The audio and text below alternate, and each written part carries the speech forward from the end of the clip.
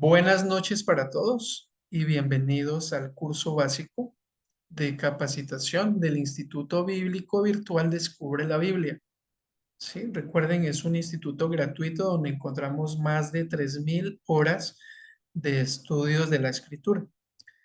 El versículo lema del instituto, Salmo 138:2, porque engrandeciste sobre todo tu nombre, tu palabra. Director y fundador del instituto, José Antonio Sánchez Joseph. Y el material con el que nos vamos a guiar, material diseñado y preparado por Chava y Gretel, dos estudiantes también del instituto. Ok, a quienes el Señor le puso y le dio la sabiduría para organizar y diseñar el curso, el curso básico. Ok, el tema número uno, como les decía inicialmente, historia de una familia. La historia de una familia comienza con y en Génesis 12, ¿sí? Aquí empieza la historia de una familia. Pero ¿qué hay antes de Génesis 12? ¿Cierto que hay de Génesis 11, de Génesis 10, que hay de Génesis 1? Entonces, ¿de qué nos habla el libro de Génesis? Si nosotros miramos el libro de Génesis, Génesis 1, versículo 1 dice, en el principio creó Dios los cielos y la tierra. Y no nos dice nada más. Versículo 2. Y la tierra estaba desordenada y vacía. Si sabemos, si tenemos la convicción de que Dios es un Dios de orden, ¿qué pasó cuando Él creó la tierra? ¿Sí? Cuando Él creó todo, ¿qué la desordenó? ¿Sí? Porque Él todo lo creó en orden, en armonía. Entonces, ¿qué pasó entre el versículo 1 y el versículo 2 de Génesis 1? ¿Sí? ¿Qué sucedió ahí? No nos dice la escritura, tampoco lo vamos a ver porque no hace parte del tema de la historia de una familia. ¿Ok? Ya más adelante quizá lo veremos así a grandes rasgos qué sucedió, pero así empieza la escritura. Sí, en el principio creó Dios los cielos y la tierra. Nos habla de un creador, de alguien que de la nada lo hizo todo. Si creemos ese primer versículo, no tenemos ningún inconveniente con lo que va más adelante diciéndonos la escritura. Génesis 1, Génesis 2 nos habla de la creación, como en el primer día, en el día segundo, en el día tercero y así hasta el día séptimo. ¿Qué hizo Dios? Eso nos habla Génesis 1, Génesis 2, nos habla de la creación del hombre. Les decía, cómo el Señor dice Génesis 2:7, entonces el Señor Dios formó al hombre del polvo de la tierra. No se nos olvide eso, porque más adelante lo vamos a revisar y lo vamos a recordar. Entonces es importante que no se nos olvide. Entonces el Señor Dios formó al hombre del polvo de la tierra y sopló en su nariz aliento de vida, y fue el hombre un ser viviente. Y le da autoridad sobre todo lo que el Señor hasta ese momento había creado. ¿Sí? Para que el hombre no esté desocupado, el Señor le da una tarea. ¿Sí? El Señor hace toda la creación y a su creación Él le pone un trabajo. Le dice a Adán, ponle nombre a cada uno de los animales. ¿Sí? Y nos dice la escritura que Adán pues, tuvo que haber sido un arduo trabajo porque Dice que Adán le puso el nombre a cada uno de los animales y era conforme a la característica que tenía cada animal. Y había hembra y había macho. Cada uno de esos animalitos estaba acompañado. Sin embargo, dice que Adán estaba solo. Él no vio que tenía alguien, así como en el caso de los animales que andaban en parejitas. Él estaba solo. Y el Señor que dijo, no es bueno que el hombre esté solo. Sí, no es bueno que el hombre esté solo. Y entonces dice que lo hace caer en un profundo sueño a Adán y le extrae de su costilla, en su costado, le extrae y forma la mujer. ¿A qué le recuerda eso? ¿A qué les recuerda? Ahí en el chat, si pueden. ¿A qué les recuerda que el Señor extraiga de un costado a la mujer, del costado de Adán? ¿A qué les? Esa es la figuración de qué. A ver, pensemos, ¿me están escuchando? ¿Me confirman ahí en el chat, por favor? ¿A qué les recuerda? ¿Con qué nos conecta? ¿Con qué lo podemos relacionar? El costado, mujer, ¿con qué lo podemos relacionar?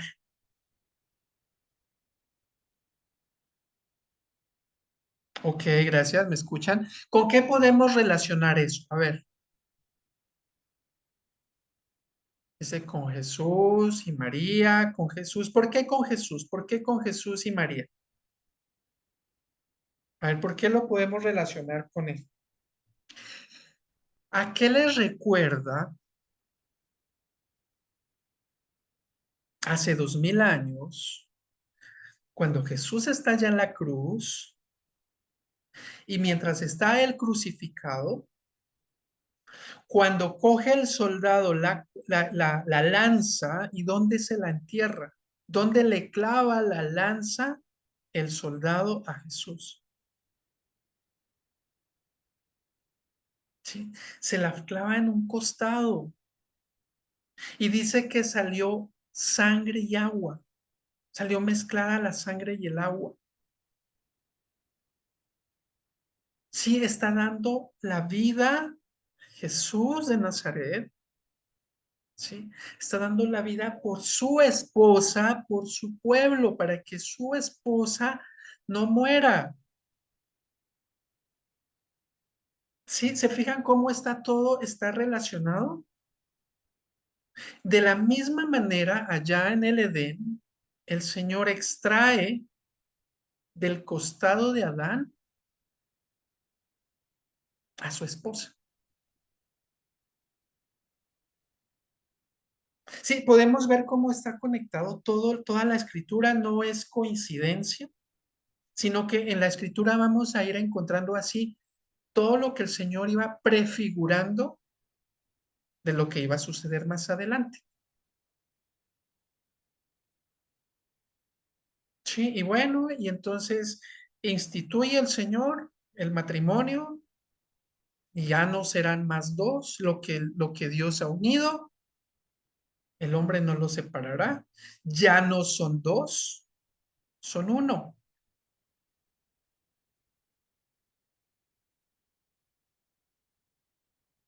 ¿Por qué lo dice?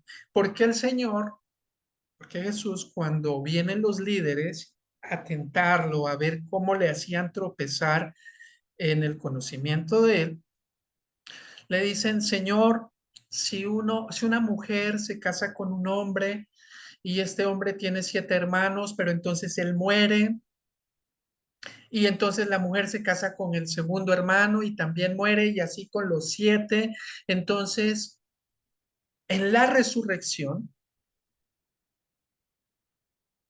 ella va a ser esposa de cuál de los 7 hermanos, y con los 7 hermanos estuvo casado. Sí, ¿cuál es la respuesta que les da Jesús? Le dice, ustedes no han leído, o sea, a unos maestros, les dice, es que ustedes no han leído lo que está escrito, y es que en la resurrección no va a haber casamiento, porque ya no vamos a ser dos, ya va a ser uno.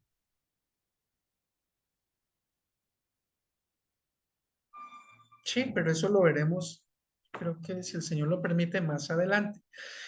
Capítulo 3 de Génesis, ¿de qué nos habla? De la caída del hombre.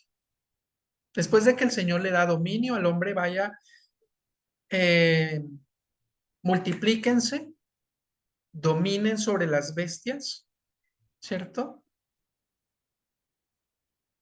De todo lo que hay en el huerto, de todo lo que hay en el jardín, pueden comer, menos del árbol del bien, del conocimiento del bien y del mal. Y ahí es donde aparece en escena el adversario, el tentador, engañando a Eva. O sea que el Señor les dijo que no coman de ninguno de los árboles, es la pregunta que le hace Satanás, ¿cierto? Entonces, fíjense cómo actúa el enemigo. En esa pregunta ya le está torciendo lo que el Señor había dicho. El Señor les dijo que no coman de ninguno de los árboles. ¿Qué le responde Eva? No, el Señor nos dijo que de todos los árboles podamos comer, pero del árbol del conocimiento del bien y del mal, ¿qué dice? No podemos comer ni tocar. ¿Sí? Revisen ahí en su escritura, ahí debe decir, del árbol del conocimiento del bien y del mal no podemos comerlo ni siquiera tocarlo. Y es importante que conozcamos la escritura, porque si no conocemos la escritura, entonces le vamos a empezar a añadir o le vamos a empezar a quitar. Si no conocemos la escritura, entonces es muy posible que nosotros digamos, escrito está, retén lo bueno y desecha lo malo. ¿Sí? Pero cuando yo reviso la escritura, ahí dice, retén lo bueno. Entonces, ¿de dónde sale el desecha lo malo? ¿Sí? Entonces, eso sucede allá. Entonces, Eva responde y dice, no, el Señor nos dijo que de todos podemos comer, pero del árbol del conocimiento del bien y del mal no podemos comer, ni siquiera tocarlo. El Señor no dijo no lo toquen. El Señor no dijo no lo miren. El Señor dijo no coman de ese árbol. Esa es la importancia de conocer la escritura. Esa es la importancia de escuchar la voz del Señor, no por un pálpito, no porque es que yo siento, es que mi corazón, acuérdese o acordémonos de lo que dice la escritura, el corazón es engañoso, el corazón es traicionero, ¿quién lo conocerá? Sí, que el Señor nos ayude a conocer su escritura y a que estemos fundamentados en su escritura.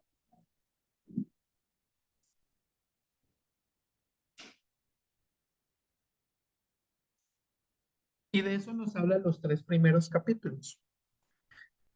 La caída del hombre. Entonces, ¿qué le dice el Señor a Adán? Y si nosotros leemos con detenimiento, vemos que el Señor tenía una estrecha relación, una estrecha comunión con Adán y con Eva. Porque si nosotros seguimos leyendo la escritura, dice que un día el Señor se estaba paseando por el jardín, ¿sí?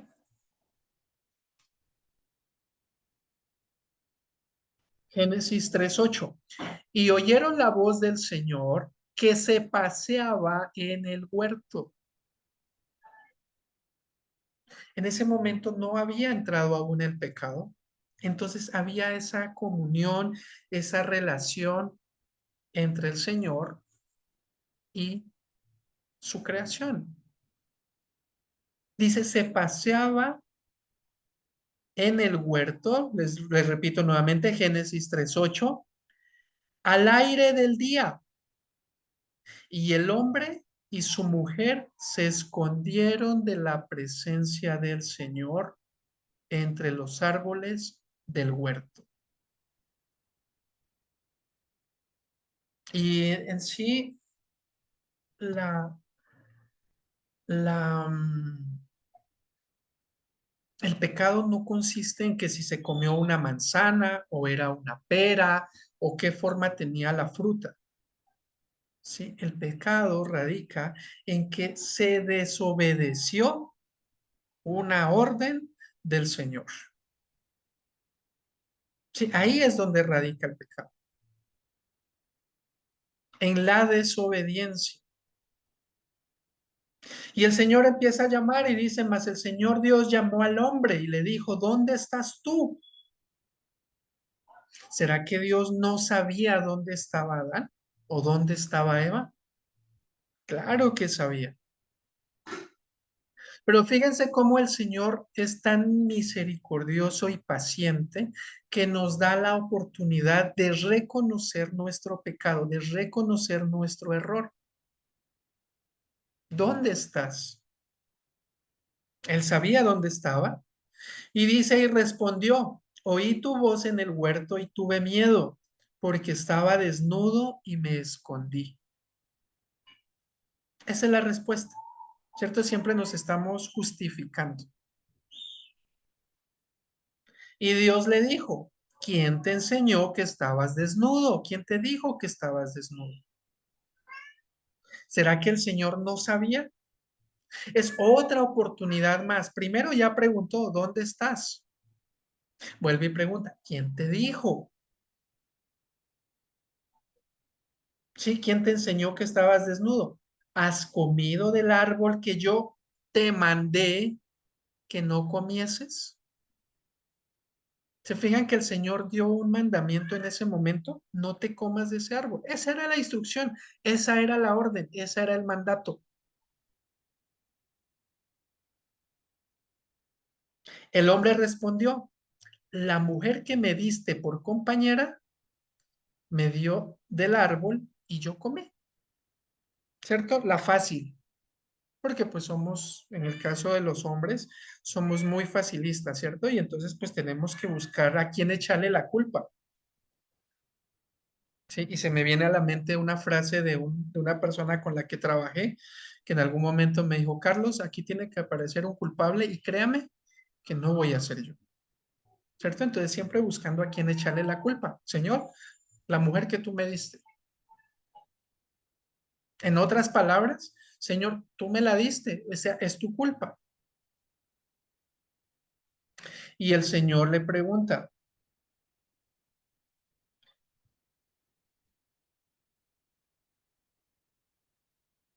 a ver, ¿dónde me quedé? Ah, ok. Entonces seguimos. 3:13. Entonces el Señor le dijo a la mujer, ¿qué es lo que has hecho? ¿Sí? ¿Les suena parecido cuando uno de hombre coge y le echa la culpa a la esposa? ¿Cierto? Y no somos, diría, lo suficientemente gallardos de asumir nuestras responsabilidades, sino que siempre estamos buscando la forma de echarle la culpa a alguien más. Y pues la más cercana era la mujer. Para Adán en ese momento, la más cercana era la esposa. Entonces hay que echarle la culpa a alguien. Que la que pague los platos rotos sea ella. Y somos muy dados a eso.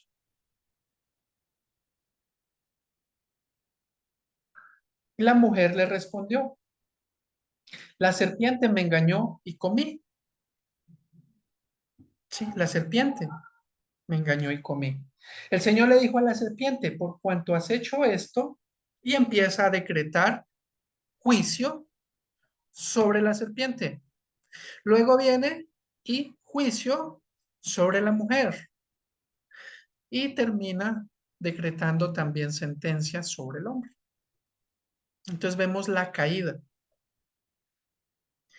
Y dentro de esas, de las 40,000 denominaciones,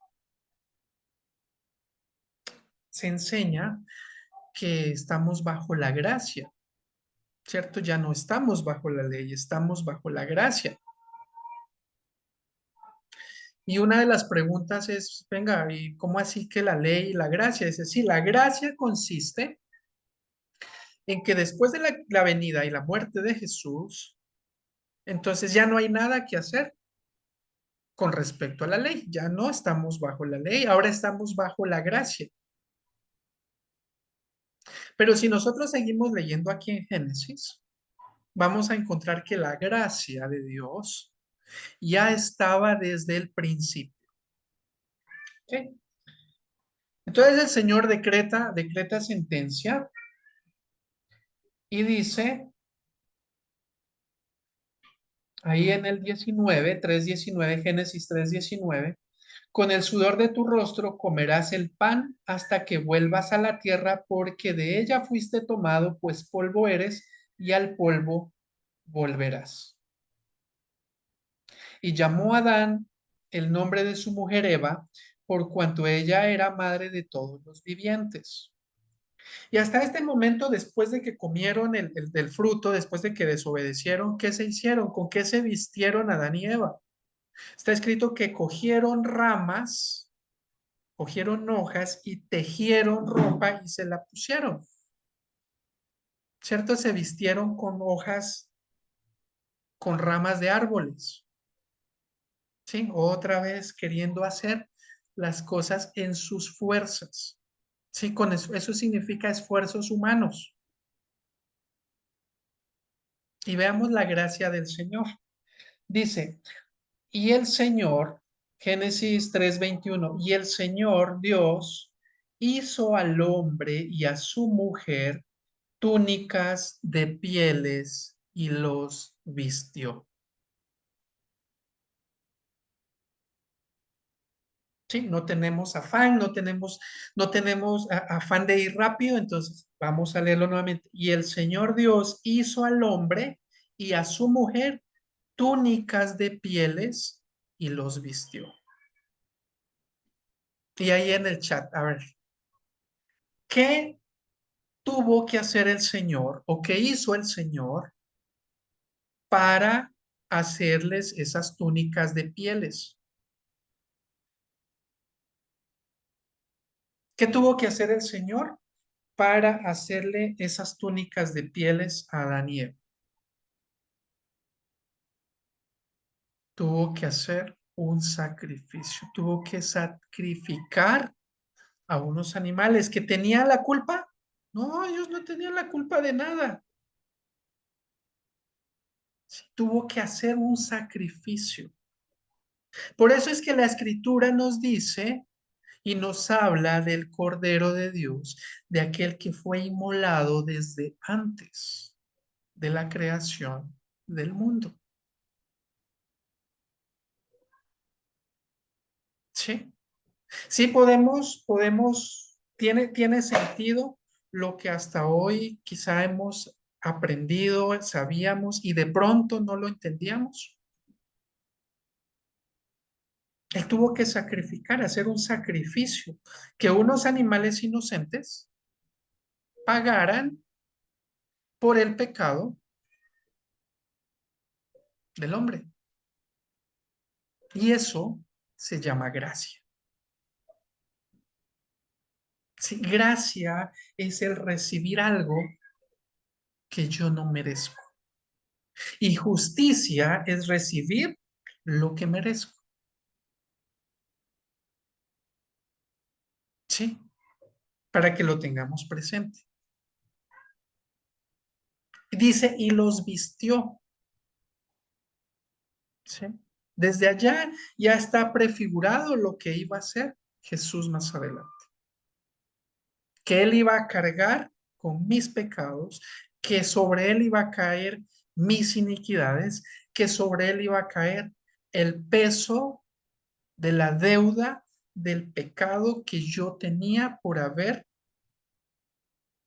desobedecido a Dios. ¿Sí? Y al hacer ese sacrificio, dice, y los vistió. Ellos sentían vergüenza. ¿Cierto? Ahí lo dice, ya lo leímos. Escuchamos que venías y como estábamos desnudos, entonces pues sentimos vergüenza. Él cubrió la vergüenza. Y eso se llama gracia.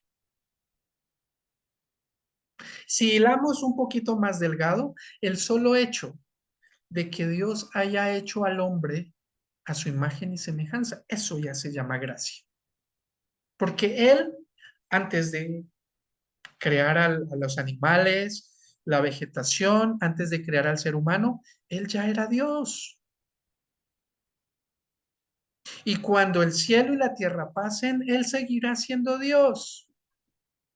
Han pasado miles de años, han pasado imperios, han pasado reinos y Él sigue siendo Dios.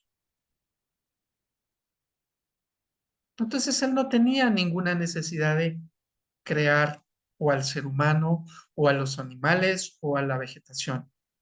Y eso se llama gracia.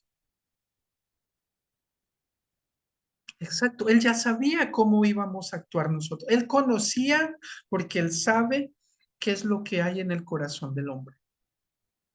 Y aún así,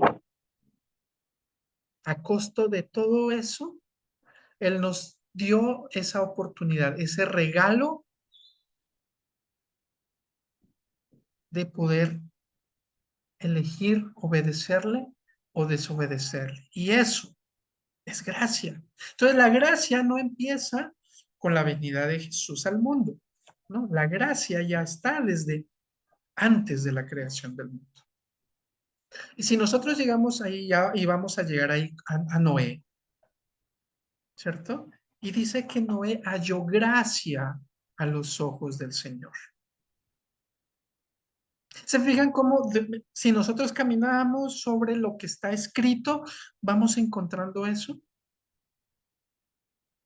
Pero tristemente, como les decía al principio, pues nos quedamos con una pieza u otra pieza del rompecabezas y entonces pues me la paso toda la vida hablando de la misma pieza, ¿cierto? Y no podemos, si no conocemos de lo que nos habla la escritura, entonces no vamos a poder armar ese rompecabezas y entonces vamos a seguir pues como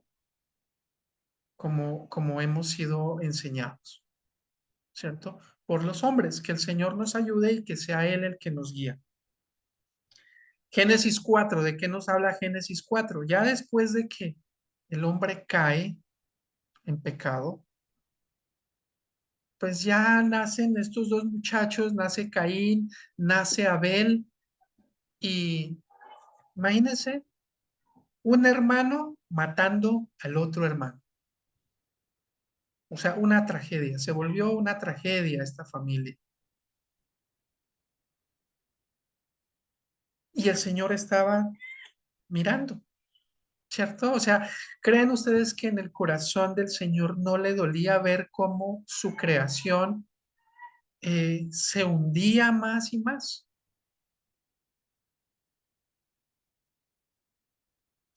Génesis 5 nos habla de los descendientes de Adán, ¿cierto? Y más adelante vamos a mirar cómo el conocer la genealogía o qué tan importante es conocer la genealogía en la escritura. El hecho de que esté ahí la genealogía no es así en vano, no es porque sí. Y fíjense cómo empieza y dice, este es el libro de las generaciones de Adán, el día en que creó Dios al hombre, a semejanza de Dios lo hizo. Varón y hembra los creó y los bendijo. ¿Sí? Varón y hembra. Volvemos al tema. Si creemos lo que está en la escritura, entonces se cae toda esa doctrina de que hoy nos quieren meter por los ojos a la mala, a la fuerza, que ya hay un tercer, cuarto, quinto, sexto género. No, la escritura nos dice que varón y hembra, femenino y masculino, pero el mundo, ¿qué es lo que quiere hacer? ¿Y qué es lo que ha venido haciendo? Torciendo la escritura.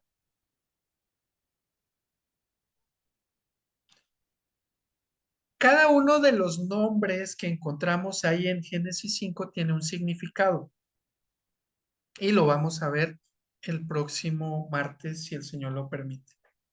Génesis 6. Fíjense cómo dice, empieza Génesis 6. Aconteció que cuando comenzaron los hombres a multiplicarse sobre la faz de la tierra, les nacieron hijas. Sí, empezaron a multiplicarse, a procrear. Entonces dice, les nacieron hijas. Que viendo los hijos de Dios, que las hijas de los hombres eran hermosas, tomaron para sí mujeres, escogiendo entre todas. Entonces nos habla de, de las hijas de los hombres y de los hijos de Dios. ¿Quiénes eran los hijos de Dios? Seres de luz, ángeles, que dice que vieron a las hijas de los hombres y ahí es cuando se revelan estos ángeles, descienden al mundo físico, ¿sí? En Israel, uno de los lugares de los montes se conoce como el monte Hermón, que se dice que es el más alto de los montes, y sobre la cima del monte Hermón es donde descienden estos ángeles. Y dijo el Señor, no contenderá mi espíritu con el hombre para siempre, porque ciertamente él es carne, mas serán sus días 120 años. Y había gigantes en la tierra en aquellos días. Y también después que se llegaron los hijos de Dios a las hijas de los hombres, les engendraron hijos, ¿cierto? Entonces, dice que de la mezcla, esa es la importancia de conocer y de poder comprender que no es buena la mezcla. Por eso es que el Señor dijo, no se mezclen con otros pueblos, ¿cierto? Ese era el mandamiento para Israel. No se mezclen con los pueblos que están a sus alrededores. De esa mezcla entre ángeles rebeldes, entre esos hijos de Dios que dice la Escritura y las hijas de los hombres, nacieron gigantes. Sí, nacieron gigantes y hay un escrito donde nos dice que esos gigantes llegaron a medir alrededor de 90 metros. Esa era la altura aproximada de uno de estos gigantes. Entonces, imagínense, a ver quiénes hemos pasado por Bogotá, un edificio que mida alrededor de 90 metros, el edificio de FONADE, ahí cerca a la Torre Colpatria, por ese sector, mide 105 metros más o menos. Entonces, un aproximado de ese edificio era lo que medía un gigante. Entonces, imagínense cómo caminaban por la tierra esos gigantes. Lo que nosotros vemos en películas no es tan del todo ficción. Acuérdense que los libros se basan en parte de verdad y parte de ficción. Lo que nosotros vemos por ahí no es del todo ficción.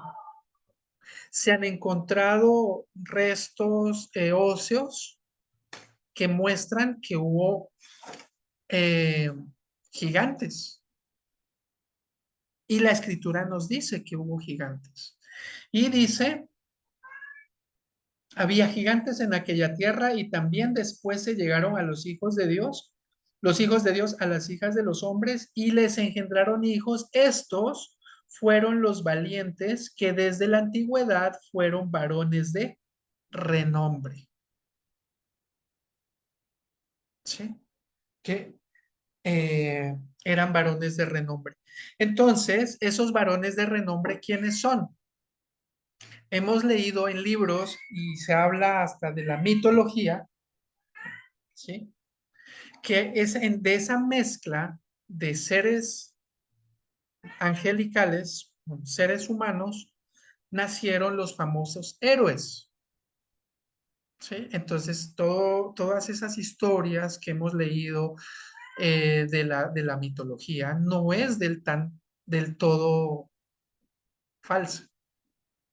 Y vamos a ver que ahí sigue y dice, y vio el Señor que la maldad de los hombres era mucha en la tierra y que todo designio de los pensamientos del corazón de ellos era de continuo solamente el mal.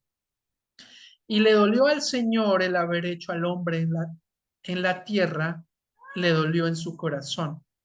Y dijo el Señor, raeré sobre la faz de la tierra a los hombres que he creado, desde el hombre hasta la bestia, y hasta el reptil, y las aves del cielo, pues me duele haberlos hecho. Pero, Génesis 6 9 6 8, pero Noé halló gracia ante los ojos del Señor.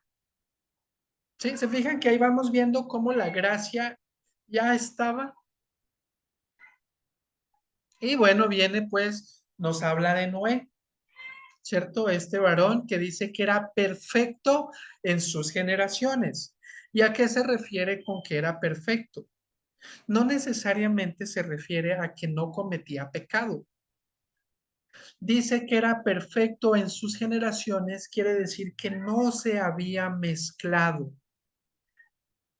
¿Sí? Él no había mezclado su, su ADN, no se había mezclado con esos pueblos de sus alrededores.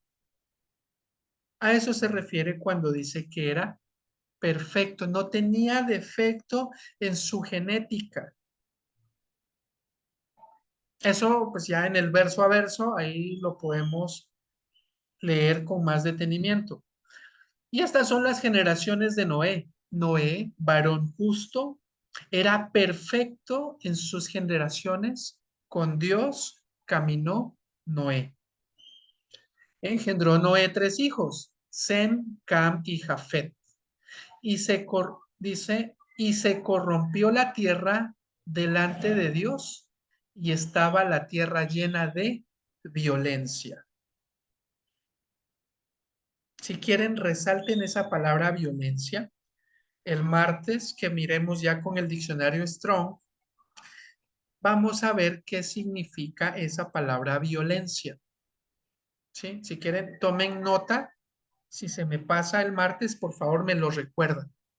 Vamos a ver qué significa violencia.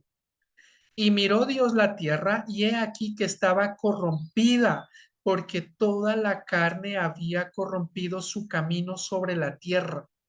Y dijo Dios a Noé, he decidido el fin de todo ser, porque la tierra está llena de violencia, otra vez, a causa de ellos, y he aquí que los destruiré. Y viene el diluvio, ¿sí? Viene el diluvio, para que no se vayan con la duda. La palabra violencia significa jamás, jamás como el grupo islámico de Medio Oriente. Pero ya cuando lleguemos a ese punto vamos a ver por qué se conecta este grupo con el término violencia del que nos habla ahí en Génesis 6. Génesis 7, el diluvio, ¿cierto? Y nos dice la escritura que Noé les hablaba y y les decía, ya no hagan más maldad, va a venir el diluvio, va a llover, pero dice que nadie le creía porque dice que hasta ese momento no había llovido sobre la tierra.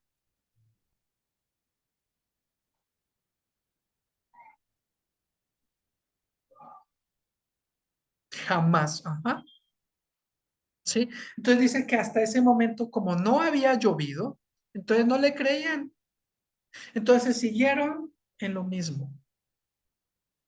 Y la escritura, mis amadísimos,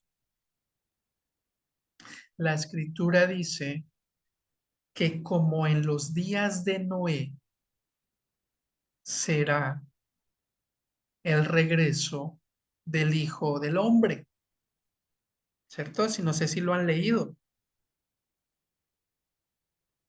que mientras bebían, mientras se casaban, mientras estaban en su tema, ¿cierto? Viviendo al ritmo que ellos querían, Noé les estaba diciendo, ya no hagan, no practiquen más el mal. Ellos no le creyeron hasta que vino el diluvio y arrasó con todo. Y entre todo lo que arrasó, arrasó con toda la carne, ya lo leímos, ahí murieron los gigantes, ¿cierto? Y el término gigantes, si lo vemos con el diccionario Strong, significa nefilín. Nefilín viene de nafar, que significa caído, ¿sí? Vayan tomando nota, por favor, y el martes lo revisamos con el Strong. Todos, instalen My Bible para que todos ustedes viéndolo desde sus teléfonos podamos revisar y no digan, no, es que Carlos nos lo puso ahí en el computador. No, ¿sí? Exactamente. Entonces vienen los caídos. De ahí viene el término nefilín. Entonces toda esa carne murió. Pero ¿qué creen? Los espíritus de esos seres caídos no murieron. Esos son los demonios. ¿Ok? Pero ese no es el tema. Por eso es que más adelante, en la época de David, encontramos a Goliat, ¿sí? Que era uno de esos descendientes de los Nefilim, de Anac. Los anaquitas o anaseos o Anac eran gigantes. De hecho, más adelante, en la época de Moisés, cuando Moisés envía a esos 12 espías a mirar la tierra prometida, ¿qué creen que se encontraron allá en Canaán? Se encontraron con gigantes. Sí, sí, lo han leído, que tanto en la época de David, es más, dice que los valientes de David se volvieron, o sea, se volvieron unos expertos en matar gigantes. ¿Cierto? Que hay una escena incluso que le dicen a David, no, ya no vayas tú a la guerra, nosotros vamos a ir a la guerra. Ya ellos aprendieron de David a matar gigantes como lo hizo con Goliat. Y es más, si lo han leído bien, ahí dice que Goliat tenía 4 hermanos más, eran 5. Por eso es que la escritura nos dice que, o al parecer por eso es que David, cuando se va a enfrentar a Goliat, echa 5 piedras en su bolsa. Era tal la fe, la confianza que tenía David, que pues se llevó 5, que si viene, que si después de que caiga Goliat se vienen, pues que se vengan los otros 4 y ahí llevaba 5 piedras. Esas gigantes son el resultado de la mezcla entre ángeles caídos, entre esos ángeles que se rebelaron a Dios, con las hijas de los hombres. Llega el diluvio, Génesis 7. Exactamente, Margarita. Por eso se sintieron como langostas, dice, como saltamontes. Sí, no sé, los que tenemos hijos hemos visto una película, creo que se llama Bichos, ¿cierto? Y si no, búsquenla donde hay unas hormiguitas y también hay unos saltamontes, que los saltamontes, pues que son las langostas, unos grandísimos, no los había visto, aquí en Fusa los conocí, unas cosas grandísimas de algo más de 10 centímetros de longitud. Imagínense un saltamontes así de grande, esas son unas langostas. ¿Cierto? Y en esa película que le digo, los que tienen niños, o si no, mírenla, ahí los podemos ver. Por eso es que ellos se sentían, no, es que somos unos, como dicen en México, somos unos chapulines ante esos gigantes, o sea, somos pequeños. Pero ahí estaba Caleb, estaba Josué, Dijo, no, pues no importa que el Señor va con nosotros y los vamos a comer como a pan. ¿Sí? ¿Se han leído? Los vamos a comer como si fueran pan. Entonces de esa mezcla salieron ellos. El Señor limpia, purifica el diluvio. Puede ser como una prefiguración del bautizo donde se purifica con agua. Y de esos 8, de esa familia de 8, de Noé, sus 3 hijos y las esposas, nuevamente el Señor va a repoblar el mundo. Entonces están 40 días, 40 noches. Dice la escritura que ya el Señor cerró la puerta y lo que el Señor cierra, nadie lo abre y lo que el Señor abre, nadie lo cierra. Sí, dice un dicho por ahí que cuando te van a dar algo, ni aunque te quites. Y si no te lo van a dar, ni aunque te pongas. ¿Cierto? Y en Deuteronomio 28 dice, no, en Deuteronomio 28 no, sino en Deuteronomio dice que las bendiciones, no, sí, en Deuteronomio 28 te alcanzarán. ¿Sí? No solamente van a venir si obedeces al Señor, si escuchas la voz del Señor y haces lo que Él te ha mandado, dice, las bendiciones te van a perseguir, te van a alcanzar.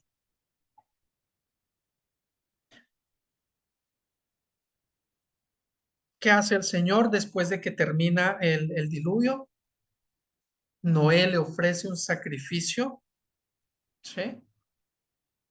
Y el Señor hace un pacto. Génesis 9, el pacto que hace Dios con Noé. ¿Cuál es el pacto?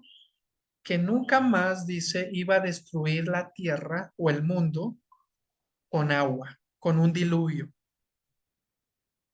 Le hace bien que el pacto dice que no va a ser con agua.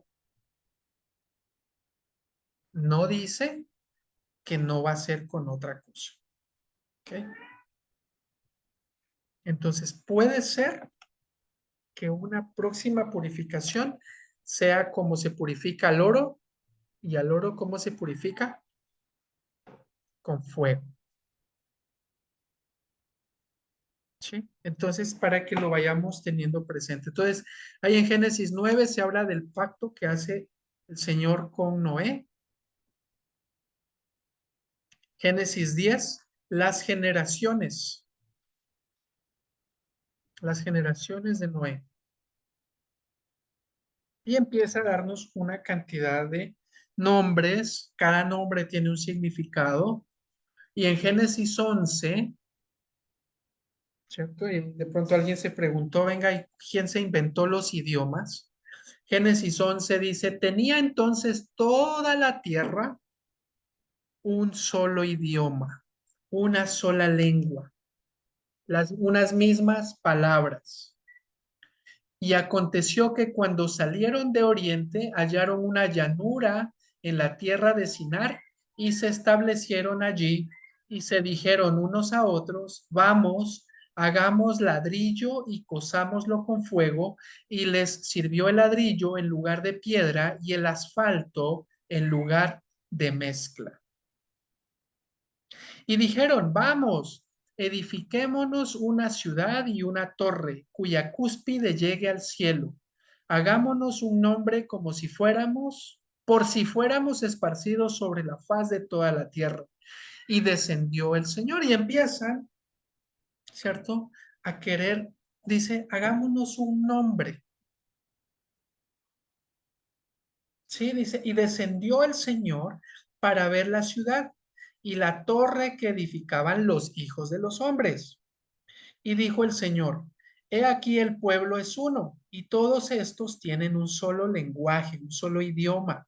Han comenzado la obra y nada los hará desistir ahora de lo que han pensado hacer.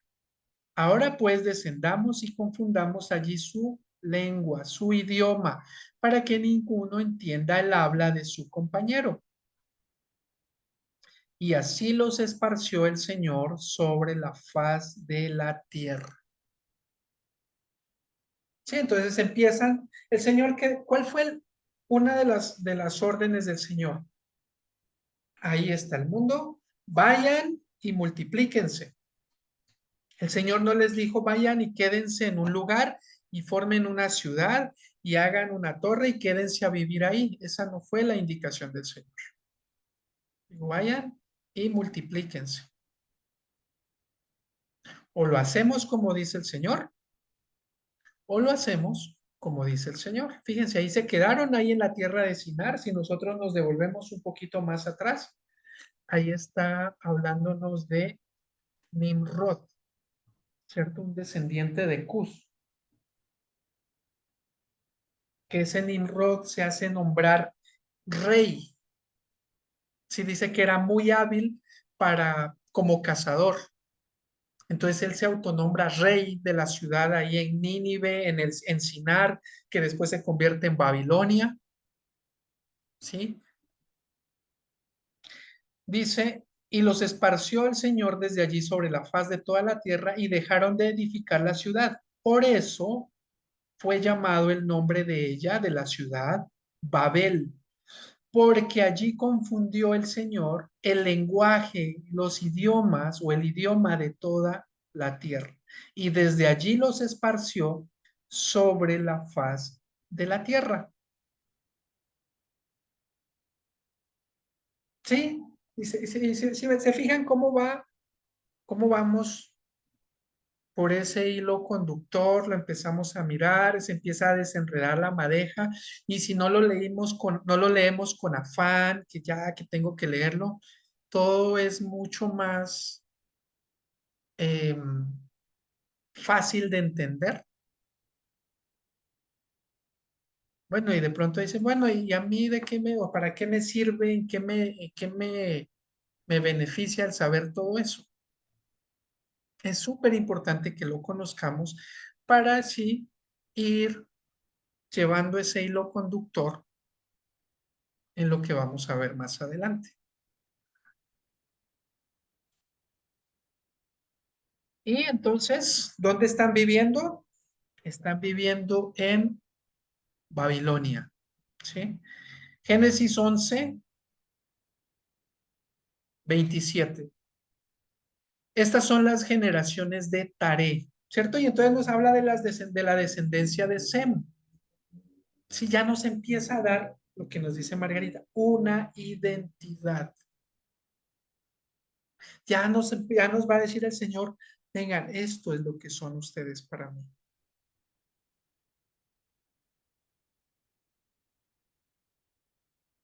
Estas son las generaciones de Taré o Terá.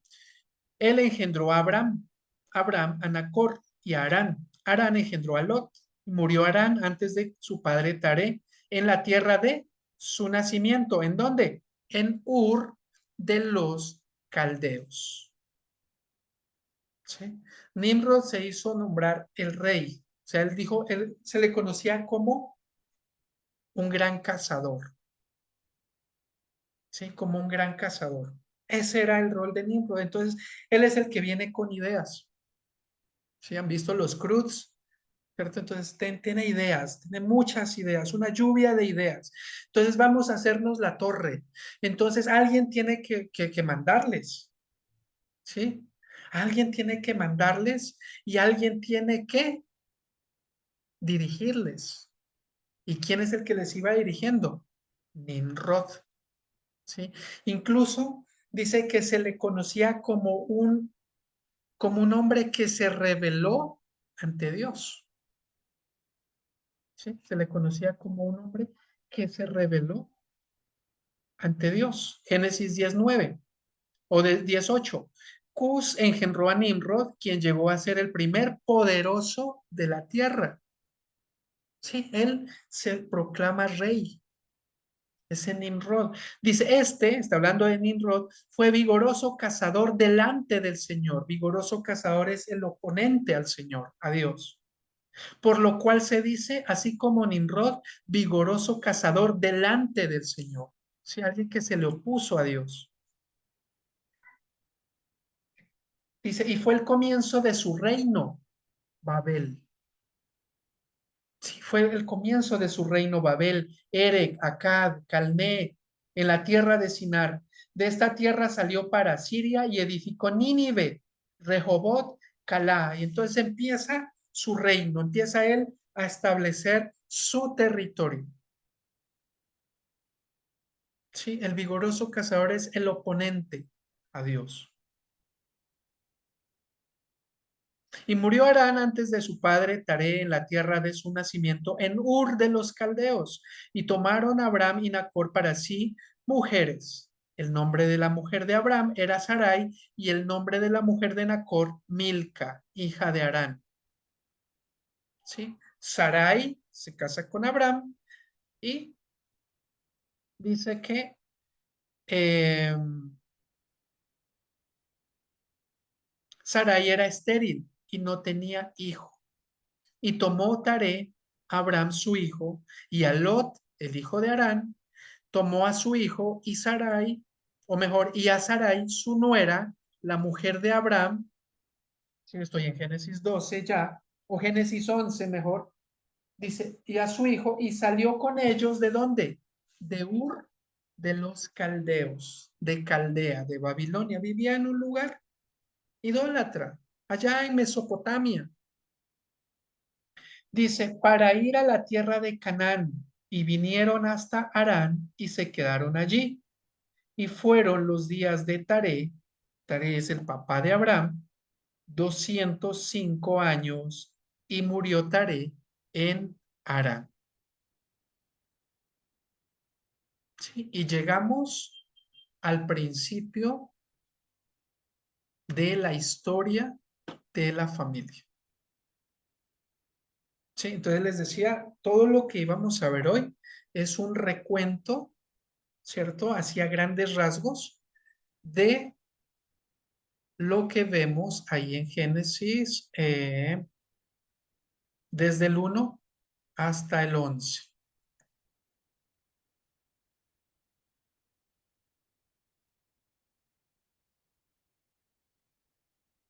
El inicio